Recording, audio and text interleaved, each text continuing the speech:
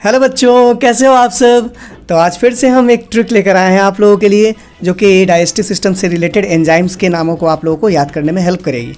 ठीक है, तो आप इस वीडियो को बिना स्किप किए हुए शुरू से लेकर के अंत देखिएगा। और हाँ, एक आप लोगों से शिकायत ये है कि आप लोग वीडियोस देखते तो हो, लेकिन इतनी मेहनत से मैं वीडियो बना रहा हूँ तो आप उसको पूरा तो देखते नहीं हो। तो एक गुजारिश है आप लोगों से कि वीडियो को शुरू से लेकर के अंत तक देखिएगा बिना स्किप किए हुए।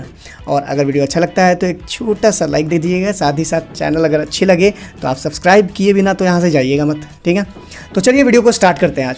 तो आज हम लोग देखने वाले हैं कि एंजाइम्स जो स्टमक से निकलने वाले हैं, ठीक है, वो कैसे हम लोग याद कर सकते हैं।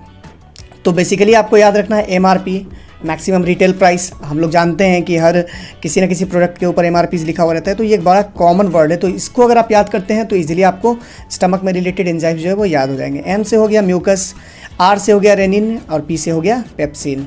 अब ये रेनिन मिल्क को डाइजेस्ट करता है, साथ ही साथ पेप्सिन जो है वो ऑर्डिनरी प्रोटीन को डाइजेस्ट करने का काम करता है। ठीक है, तो अब हम लोग आगे बढ़ते हैं। तो आगे अगर देखा जाए अगर तो एंजाइम्स है पैनक्रियाज के। पैनक्रियाज से जो निकलने वाला एंजाइम है वो काफ़ी ज़्यादा इंटरेस्टिंग है। ठीक है, आप लोगों को काफ़ी इजीली याद हो जाएगा। हालांकि एंजाइम्स के नंबर तो काफ़ी ज़्यादा है, लेकिन इजीली आप याद कर लोगे उसको। कैसे याद कर लोगे? तो अभी गर्मियों का सीज़न चल रहा है, आम और लीची तो मिलना तय ही है। साथ ही साथ लोग पान भी खाते हैं, शादी विवाह का सीज़न भी चल रहा है। तो पान, आम, लीची ट्राई करना। ठीक है, तो यहाँ पे हो ये रहा है कि पान का मतलब क्या हो गया, तो पान दैट मीन्स पैनक्रिएटिक प्रोटीएज। ठीक है, ये प्रोटीन को डाइजेस्ट करने में हेल्प करता है। आम से हो गया अमाइलेज, लीची से हो गया, लीची में दो वर्ड छुपा हुआ है। ठीक है, तो लीची में हम लोग देख रहे हैं LI का मतलब हो गया लाइपेज और CHY का मतलब हो गया काइमोट्रिप्सिनोजेन। यहाँ जितने भी, एक चीज़ याद रखिएगा, यहाँ जितने भी एंजाइम्स लिखे हुए हैं वो सारे के सारे जो एंजाइम वो इनएक्टिव फॉर्म में निकले हैं। ठीक है, जिसको एक्टिवेट किया जाएगा। ट्राई का मतलब क्या हो गया, ट्रिप्सिनोजेन हो गया। करना में भी कर वर्ड का मतलब हो गया कार्बोक्सीपेप्टिडेज और ना वर्ड का मतलब हो गया न्यूक्लियस। तो ये हो गए। अब हम लोग आगे बढ़ते हैं।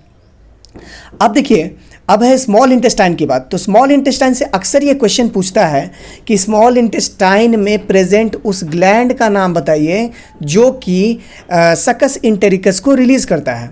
तो सकस एंटेरिकस बेसिकली जो है वो ग्रुप ऑफ एंजाइम है, डाइजेस्टिव एंजाइम, जो फूड को स्मॉल इंटेस्टाइन में स्पेशली डाइजेस्ट करता है। और ये एसिडिक pH पे नहीं काम करता है, ये बेसिकली कहाँ काम करता है, तो बेसिक pH पे काम करता है। ठीक है ना, तो अप्रॉक्सीमेटली 8.5 pH होता है स्मॉल इंटेस्टाइन में।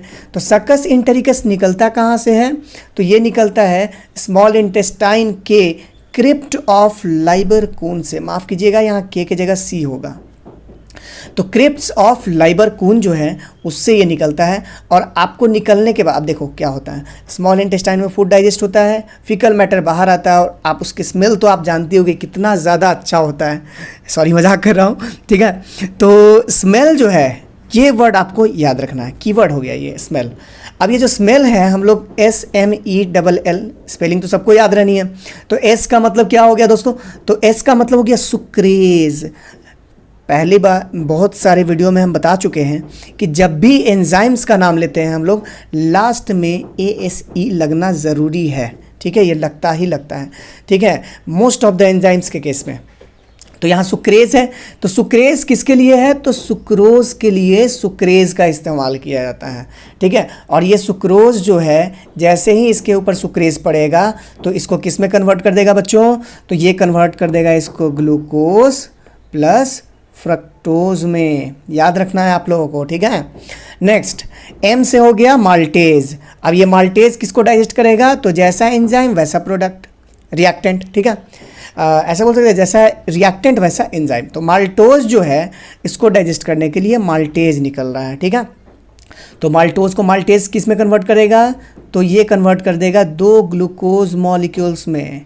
ये भी एग्जाम में पूछ देता है, आपके क्लास 11th के NCERT में इसका रिएक्शन दिया हुआ है जो आप लोगों को बनाना भी है और याद भी कर लेना है।